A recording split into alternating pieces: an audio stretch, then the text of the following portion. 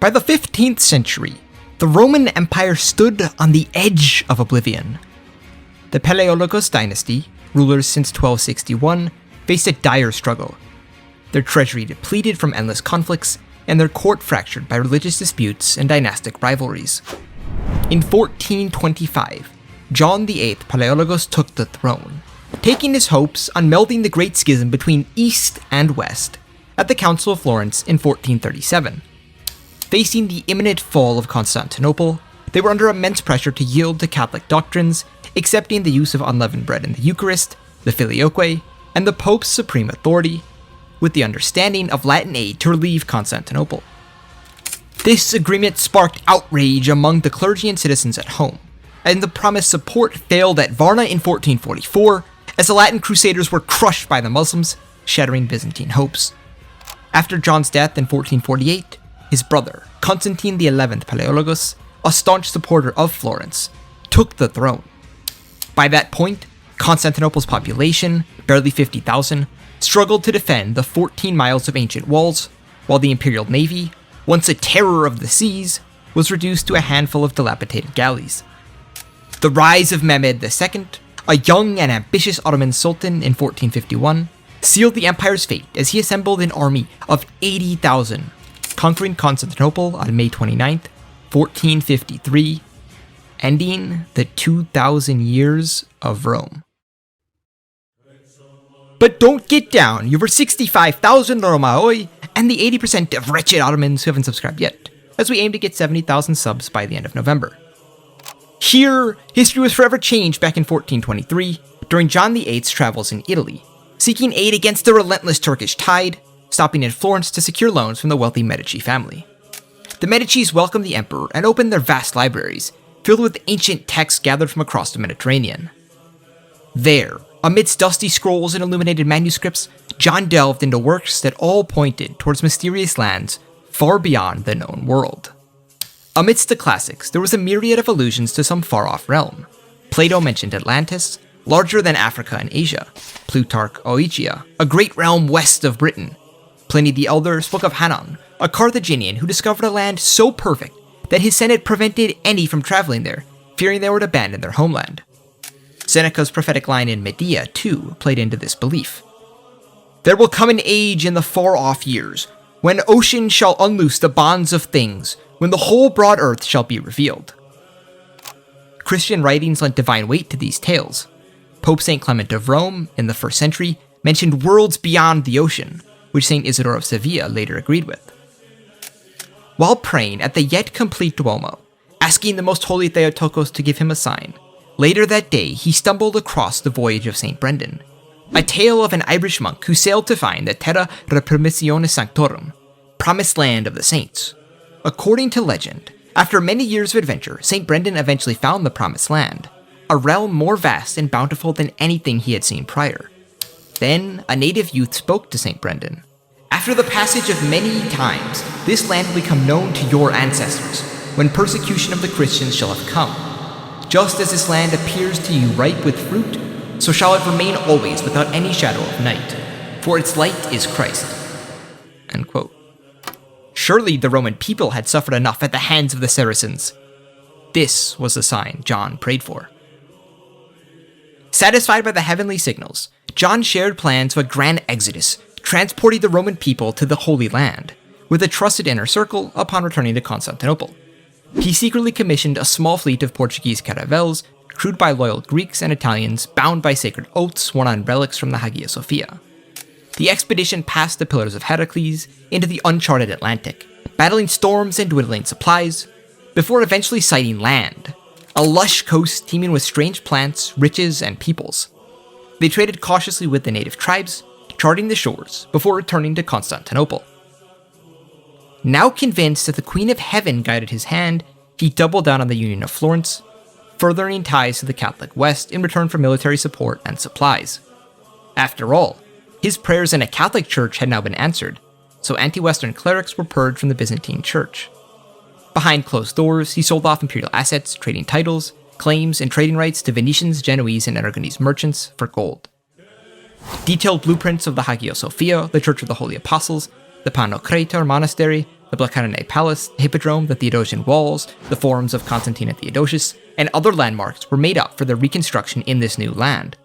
Records, laws, histories, and manuscripts, alongside paintings, statues, jewelries, icons, altars, and crosses, were all packed. The fleet's construction drained the empire's dwindling resources, as John acquired galleons and caravels from the Latins, built for Atlantic voyages. The final straw came after the Varna Crusade in 1444 was crushed by the Turks, solidifying John's resolve to flee. However, they were still short of funds, so John sold the most valuable resource he had left, Constantinople itself, to the Venetians, allowing them to gather supplies of grains, livestock, and tools for the journey. Finally, the fleet was complete by 1448, numbering over 400 vessels, making it the largest fleet in Roman history. Despite the actions by the Basileus, many Romaoi detested his acquiescence to the Latins at Florence and refused to join him, only convincing some 70,000 from the entirety of the Balkans, many of whom were already suffering under the Ottoman yoke and were fine with the Council of Florence, to join him on the voyage. Then the Lord said to Noah, "Go into the ark, you and all your household, for I have seen that you alone are righteous before me in this generation." In the spring of 1448, the Golden Horn brimmed with ships laden with the Empire's soul, its people, culture, sacred treasures, and importantly, the full legacy of Rome. To conceal the true plan, they were officially working with Castile to capture the Canary Islands, where they would resettle. The massive fleet was hard to miss traveling across the Mediterranean, but when they passed the Pillars of Heracles, this was the last any in Europe heard. They never arrived in the Canaries, so rumors swirled across Europe. Some whispered of a great storm swallowing the Romans, others spoke of Antillia, the legendary isle where the Visigothic bishops had sought refuge centuries earlier during the Muslim conquests, amidst many other tales. John dedicated the journey to St. Nicholas the Wondermaker, protector of sailors, and to the most blessed Theotokos, whose prayers he sought for safe passage. But his health began to rapidly deteriorate throughout the voyage. Initially, the journey was turbulent to say the least, but after more prayers, the Lord went in front of them in a pillar of cloud by day to lead them along the way, and in a pillar of fire by night, to give them light so that they might travel by day and night. Neither the pillar of cloud by day nor the pillar of fire by night left a place in front of the people. With God leading their exodus, no ship was lost to storms, no mutiny broke their resolve, as he protected them, just like Noah and Moses in days gone by. After 5 weeks of hardship, land emerged, a verdant shore, its beaches lined with palms and its forests alive with strange plants and animals. Sadly though, it came at a great cost. John, just as Moses, never lived to touch this promised land, passing away just days before landfall. His brother Constantine assumed the throne. The Byzantine armada anchored off a lush island that they quickly named Brendanos, believing it to be the radiant land of St. Brendan's tales, aglow with Christ's eternal light. It quickly became clear that they were in an entirely new continent, which they named Macaria, the blessed place in the Romaic. Brendanos brimmed with dense forests perfect for shipbuilding, with good stones and materials for sturdy construction. The fertile soil was good for many of their European crops, but they also adopted native staples like corn and sweet potatoes, while their livestock found lush fields for grazing. Brendanos, with its natural wealth, had everything they needed to forge a lasting Roman society. The settlers chose the southern coastal site on the newly named Sea of St. Nicholas, where a natural harbor sheltered their fleet, limestone quarries stood close, a freshwater river flowed, and fertile plains stretched inland. Here, they founded Polis Hagaias Hellenes, the city of St. Helena. Named for Constantine the Great's mother, the city soon became called Helleneion. Declared the mother city of Constantinople, it was a reminder that they would one day reclaim their lost son. The patriarch still maintained his title as the Patriarch of Constantinople, not dissimilar from the papacy in its Avignon capture, where the Pope remained the Bishop of Rome. Unlike their counterparts across the seas, they were not Orthodox, maintaining their Catholicity as the emperor and leading clergies were the ones who accepted Florence. Plus, they expected their Catholic Western brethren to arrive at some point in a like manner. Despite that, they barred any from returning to Europe, fearful if they did so, the ever-expanding Saracens would pursue them and desecrate this heavenly realm. This isolation let them grow undisturbed, modeled on the old empire. Helleneion rose quickly, its streets laid in Roman grid, timber-framed buildings clad in limestone and clay-fired tiles. The harbor buzzed with shipwrights building new vessels from the island's hardwoods, keeping the fleet ready for exploration. Artisans raised churches, adorned with icons and mosaics, their designs mirroring blueprints from the Old World. Nevertheless, the Byzantines, shaped by centuries of defending Constantinople, prioritized survival over expansion. After being on the defensive for the past 1,000 years, it took time for their society to now focus on outward growth. One thing troubled the court, though. When John had first learned of these lands, reports indicated vast populations of natives, but they were nowhere to be seen. Sure, some small and sickly tribes subsisted, but the Byzantines just couldn't understand what had taken place. Unbeknownst to them, that initial contact back 25 years prior had spread a massive series of European diseases to the natives, wiping out nearly 90% of their population, which quickly spread across the entire Caribbean. The few who survived in parts of Brandanos were quickly subjugated due to the superior Byzantine arms and were Romanized.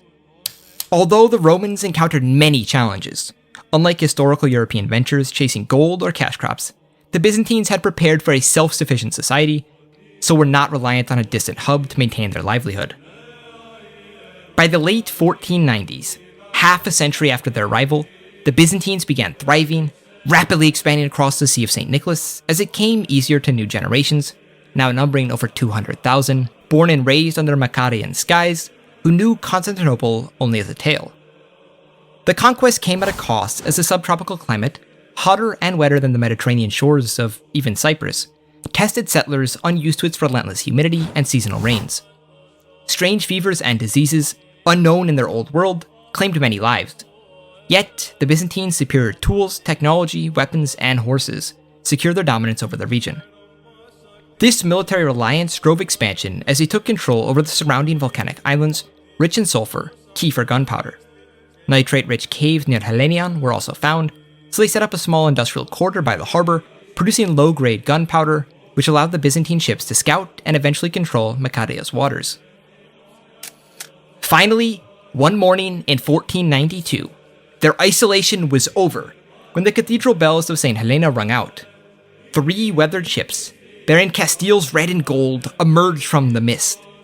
Christopher Columbus, seeking Asia's shores, found instead stone-walled cities full of Romans. Domed churches, olive groves, and armored horsemen didn't quite match his vision of the West Indies. The Byzantines, cautious but courteous, received him at the palace. When it became clear who Columbus was, he told them of the myths spread about their fate, and brought them up to speed on the developments in Europe since they had left. Constantinople had fallen to the Turks, and the Ottoman-appointed Patriarch of Constantinople had poisoned their Roman kin against the West. This greatly disappointed the Palaeologos, who had worked so hard to reach Concord and still loudly proclaimed their adherence to Rome.